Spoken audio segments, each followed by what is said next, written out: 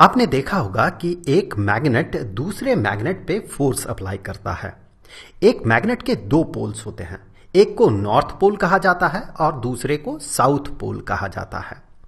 अगर same type का जो पोल है उसे अगर एक दूसरे के पास लाया जाता है, एक मैग्नेट का नॉर्थ पोल और दूसरे मैग्नेट का नॉर्थ पोल को अगर आप करीब लाते हैं, या फिर एक मैग्नेट का साउथ और दूसरे मैग्नेट के साउथ को अगर आप करीब लाते हैं, तो फिर आप ये पाते हैं कि वो दो मैग्नेट्स एक दूसरे को रेपेल करता है, धकेलता है, एक दूसरे पे फोर्स अप्लाई करता है ऐसा कि वो एक दूसरे से दूर जाता है।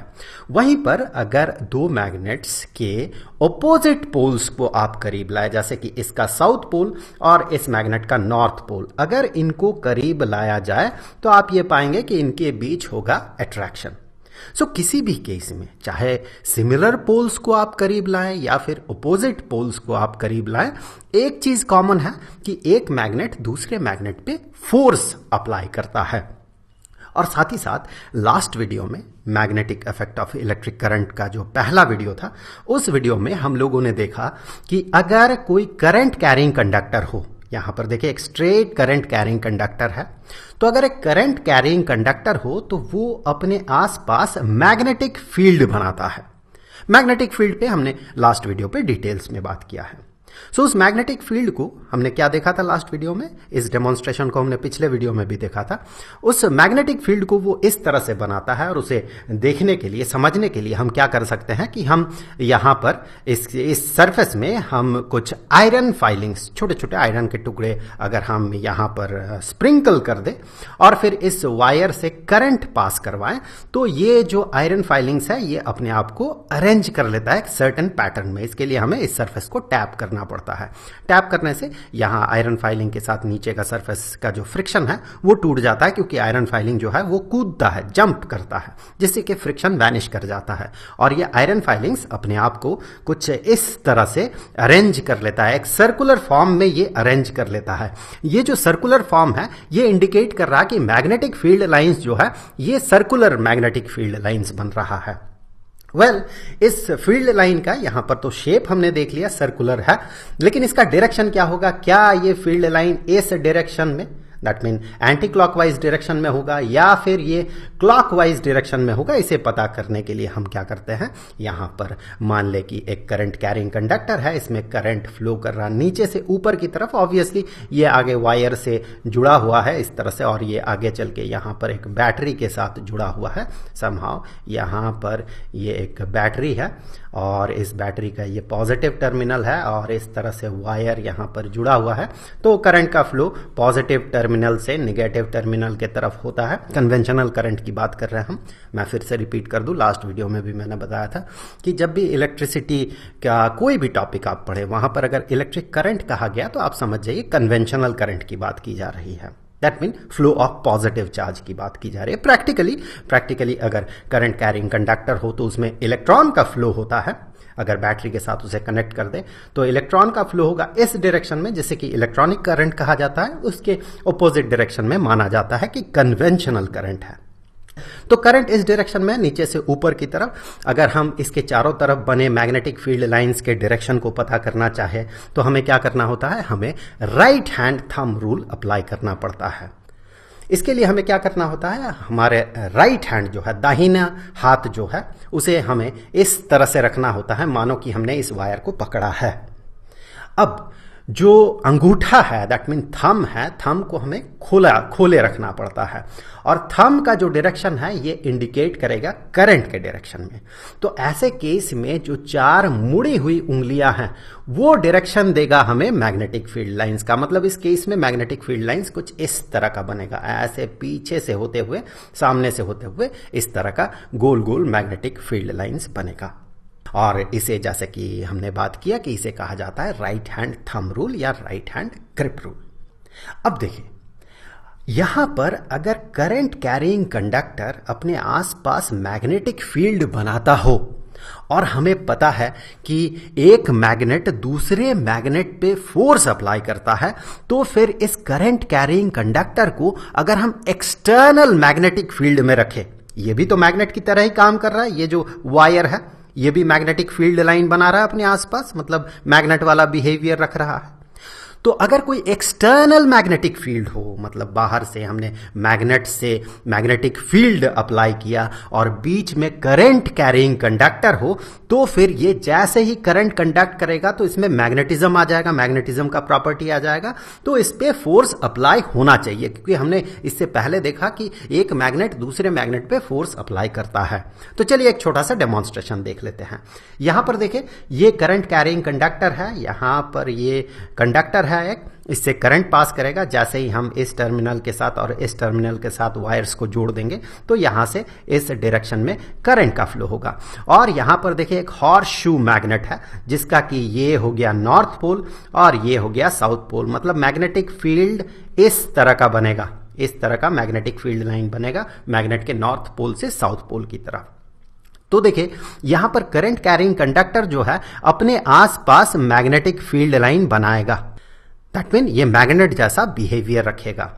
तो फिर देखिए यहां पर दो तरह का मैग्नेट है, एक हॉर्सशू मैग्नेट के कारण मैग्नेटिक फील्ड बन रहा है, उसी मैग्नेटिक फील्ड में करंट कैरिंग कंडक्टर जो है अपना मैग्नेटिक फील्ड बना रहा है। मतलब यहां पर दो तरह का मैग्नेट के बीच इंटरेक्शन हो रहा है। तो यहां पर इस करंट कैरिंग कंडक्टर पे फोर्स अप्लाई होना चाहिए, जैसे कि हमने देखा एक मैग्नेट दूसरे मैग्नेट पे फोर्स अप्लाई करता है। हम क्या करेंगे, इससे करंट पास करवाएंगे। इसके लिए इन दो टर्मिनल, बैटरी के दो टर्मिनल के साथ हम वायर के दो टर्मिनल को जोड़ देंगे।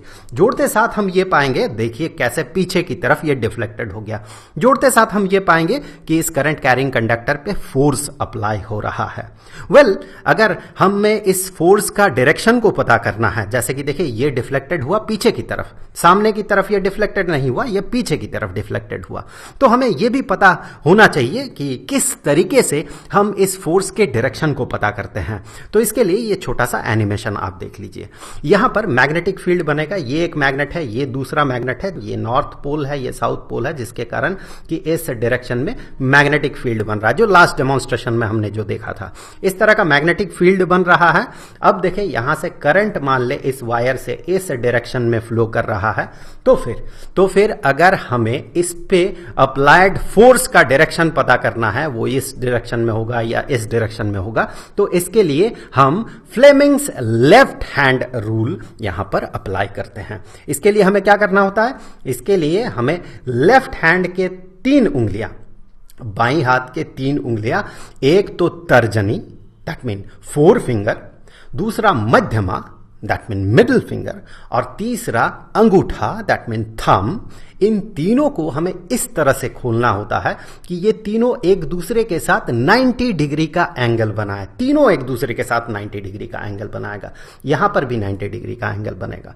तो तीनों एक दूसरे के साथ 90 डिग्री का एंगल बनाए और हमें इस हाथ को कुछ इस तरह से प्लेस करना होगा कि ये जो 4 फिंगर है ये मैग्नेटिक फील्ड के डायरेक्शन में हो। देखिए 4 फिंगर का डायरेक्शन ये, मैग्नेटिक फील्ड का डायरेक्शन ये जो मिडिल फिंगर है ये इंडिकेट करे इलेक्ट्रिक करंट को, ये फील्ड को इंडिकेट करेगा, ये फील्ड को इंडिकेट करेगा, और ये मिडिल फिंगर करंट को इंडिकेट करेगा।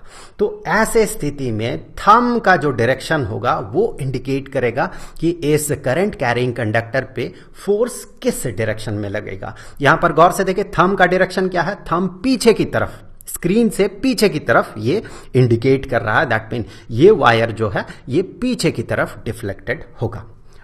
इसे याद रखने के लिए एक छोटा सा हम लोग यहां पर आपको निमोनिक देता हूं मैं। यहां पर देखें ये जो है 4 फिंगर, F फॉर 4 फिंगर, तो F for field, magnetic field. 4 finger को हमें फील्ड के डायरेक्शन में रखना है। यहां पर देखिए ये जो मिडिल फिंगर है, M for middle finger, M for movement of charge. यहां पर ध्यान दें, मूवमेंट ऑफ नेगेटिव चार्ज नहीं, movement of positive charge, that mean electric current को ये इंडिकेट करेगा। मूवमेंट ऑफ पॉजिटिव चार्ज होता है कन्वेंशनल करंट का डायरेक्शन, और ये जो थंब है ये उस करंट कैरिंग कंडक्टर पे अप्लाइड फोर्स के डायरेक्शन को रिप्रेजेंट करेगा। देखिए हमें अगर कोई बटन दबाना है, कहीं पर भी फोर्स अप्लाई करना है और हमें उंगलियों से अगर फोर्स अप्लाई करना हो, बटन मान ले कि बहुत ही टाइट है, बहुत ही कड़ा है, तो उस सिचुएशन में हम मध्यमा या फिर तर्जनी दैट मीन मिडिल फिंगर या 4 फिंगर से फोर्स अप्लाई नहीं करते हैं, हम थंब से फोर्स अप्लाई करते हैं, मतलब अंगूठे से फोर्स अप्लाई करते हैं। अंगूठे से हम सबसे ज्यादा फोर्स अप्लाई कर सकते हैं। तो ये जो थंब अंगूठा है ये फोर्स के डायरेक्शन को इंडिकेट करेगा, ये याद रखने के लिए है। अब देखिए, अगर दो करंट कैरिंग कंडक्टर्स हो तो हमें पता है कि एक कंडक्टर अगर करंट इससे फ्लो करेगा, मान ले कि दोनों में करंट सेम डायरेक्शन में है और दोनों पैरेलल करंट कैरिंग कंडक्टर है, तो इससे होगा क्या? देखिए, पहला करंट कैरिंग कंडक्टर जो है ये अपने आसपास मैग्नेटिक फील्ड बनाएगा। अब ये करंट कैरिंग कंडक्टर चूंकि पहले कंडक्टर के मैग्नेटिक फील्ड में रिसाइड कर रहा है तो इस पे फोर्स अप्लाई होना चाहिए, और ये जो दूसरा करंट कैरिंग कंडक्टर है वो भी अपने आसपास जो है मैग्नेटिक फील्ड क्रिएट करेगा, जिसके कारण पहले करंट कैरिंग कंडक्टर पे फोर्स अप्लाई होना चाहिए। तो देखेंगे हम लोग अभी कि इस तरह के सिचुएशन में अगर पैरेलल करंट कैरिंग कंडक्टर्स हो और साथ ही साथ अगर दोनों में करंट का डायरेक्शन सेम डायरेक्शन में हो, मतलब यहां पर कहा जाता है कि करंट पैरेलल है, दो कंडक्टर में करंट पैरेलल है, ऐसे सिचुएशन में दोनों में किस तरह का फोर्स अप्लाई होगा ये अभी हम लोग पता करेंगे। तो देखिए, पहला जो कंडक्टर है इसके कारण किस तरह का मैग्नेटिक फील्ड बनेगा, इसके लिए राइट हैंड थंब रूल हम यहां पर अप्लाई करेंगे। तो यहां पर देखिए जो मैग्नेटिक फील्ड लाइंस बनेगा कुछ इस तरह का बनेगा पहले करंट कैरिंग कंडक्टर के कारण। अब देखिए, दूसरे कंडक्टर जो कि करंट कैरी कर रहा वो इस मैग्नेटिक फील्ड में है, मतलब इसमें फोर्स अप्लाई होगा। किस तरह का फोर्स अप्लाई होगा, इसके लिए हम Fleming's left hand rule apply करेंगे।